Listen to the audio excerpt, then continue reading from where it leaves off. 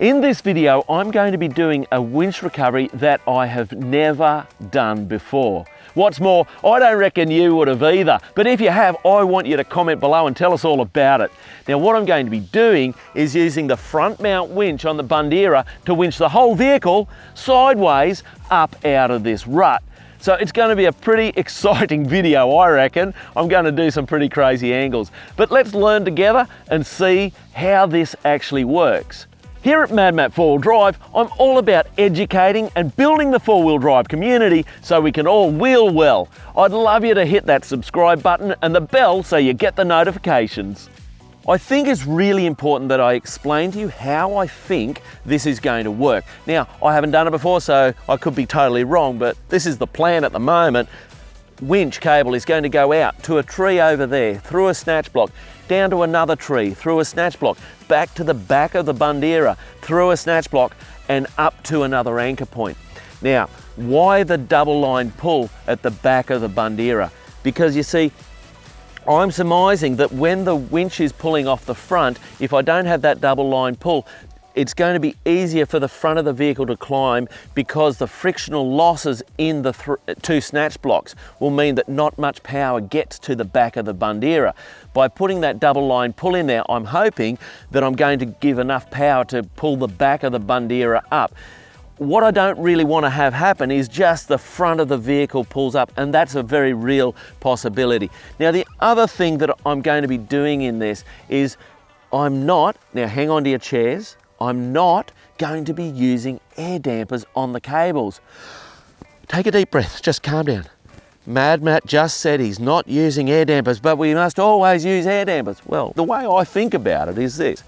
Everything in a recovery is about safety management, and it's about managing the risks. So the way I'm doing that, I'm using excellent quality gear. This is all Factor 55 recovery gear that's out of the US. It's in brand new condition. They haven't paid me for this, they've provided it, but they haven't paid me to make this video. This is purely on my own back. We've got some soft shackles, we've got rated bow shackles, we've got snatch blocks. All of this gear is in excellent working condition and it's absolutely rated for the task, so it's not going to fail.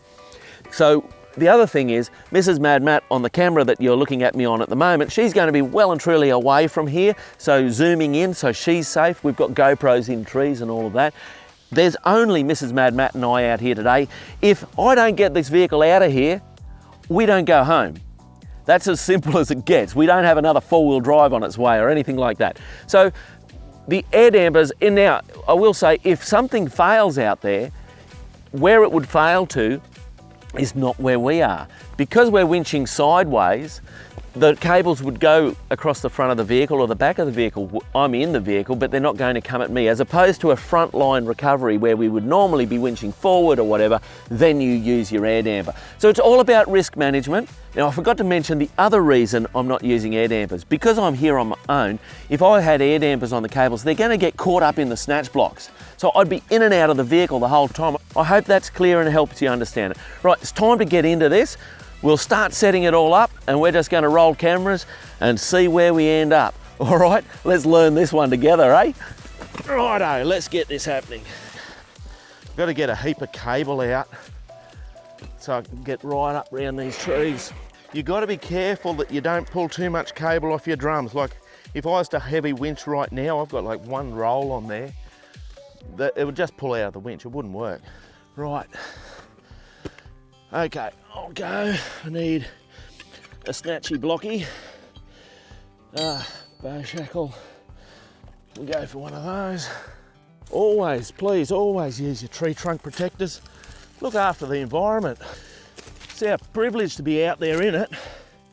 Okay, so that's my rear of the vehicle anchor point. So this strap's rated to 9,000 kilos.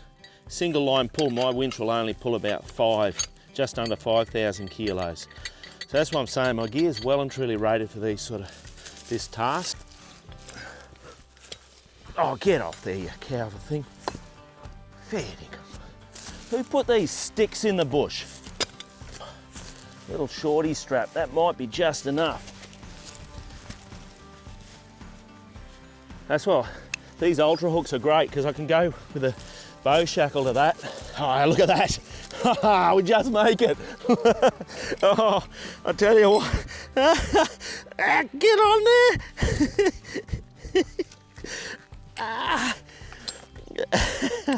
Oh, there you go.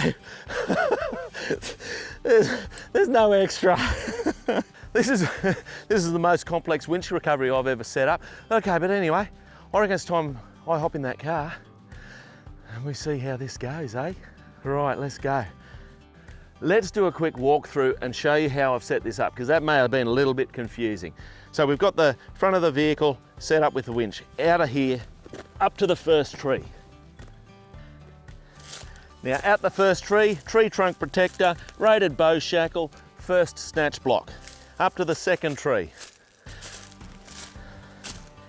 Down to the second tree trunk protector, extension strap, rated bow shackles, snatch block, down here to the third snatch block.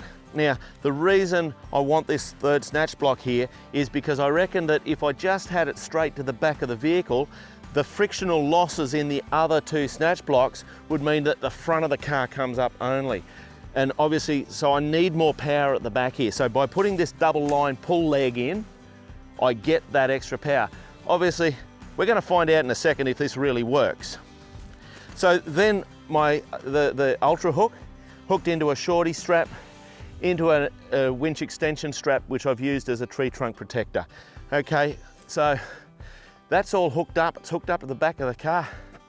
It's time to go have a go. I tell you what, I'm a little bit nervous. You see, if I don't get this right, I'm going to end up with a car on a very, very severe angle.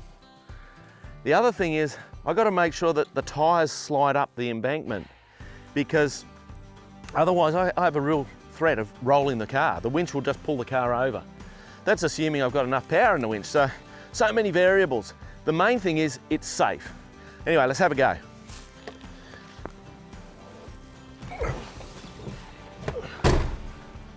All right, definite seatbelt territory.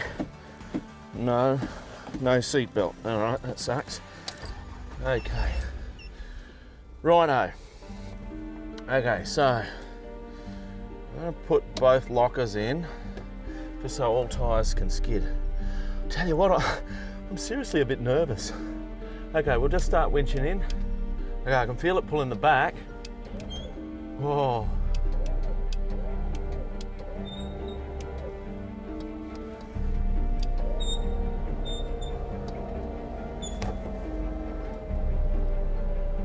Oh man. Oh, that angle. Come on, girl, what are you winching? Something's winching. The front's coming around. I want to make sure that the winch holds the vehicle on its wheels as I go up that embankment.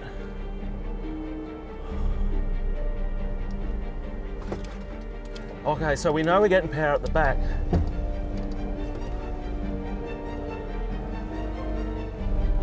Talk about sketchy. All right, motor stalled. Might start burning oil again like I did last time.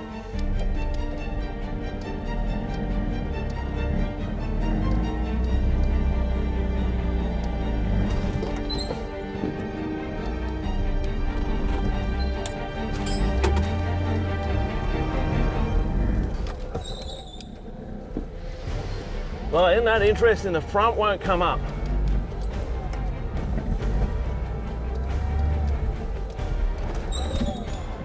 Oh man, life. I'm peaking. I am peaking. Oh, come on, girl. I want that front to come up. Desperately want the front to come up. I'm against a tree at the back, I think. I'm gonna let the back out a bit.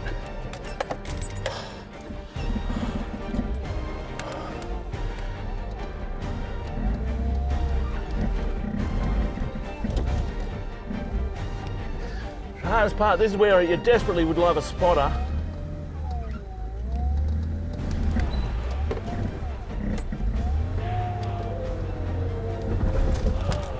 Oh, that was good. Oh man. I'm sweating. Oh, come on, girl. Oh man. This is my pride and joy I'm doing this with. Come on, front. Okay, that back's good actually.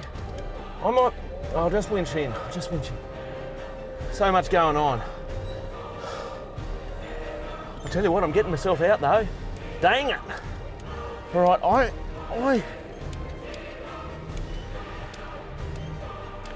well, it's not working the way I thought, but it's working. I must be getting close to that back. I reckon I can reverse out of this.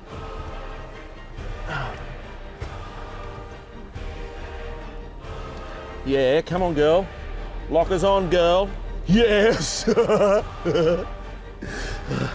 Oh my word, it worked. It worked. Oh, it worked. Oh man. How good was that? It actually worked. Oh man, I tell you, I'm peaking. Adrenaline's going, I've got the shakes. That was full on, but let's have a look at what went wrong. I wrapped the winch cable around my front tyre. I'm glad I didn't get too carried away with that. But anyway, I mean, this is where having a spotter is important. Oh man, wow. So everything's in good nick. Everything's worked perfectly. All the setup I did, no dramas. Like nothing's failed, nothing's, you know, okay, we ran over the winch cable. That, you know, that's not what you want, but it's not caused a problem. But look at this. I had nothing left on that third snatch block. Like that was it. I couldn't have winched any more. I mean, fortunately I didn't need any more, so it worked. But you know, it spun me out with that, and that's why doing this stuff is helpful for me, but I'm doing the videos to help you guys understand, well, if ever you had to do that, I would recommend we don't do that third snatch block, you know? I would have thought that was the way you'd do it, hence I did it that way, but it clearly had way more pulling power on the back than the front. Like I was working hard to try and get that front to come up, and it was just not happening. So we know that there's a frictional loss in a snatch block, but obviously it's not as much of an effect. So I guess, you know, it would be to do that as a single line pull. But guess what? I'm not doing that for you today. Once is enough.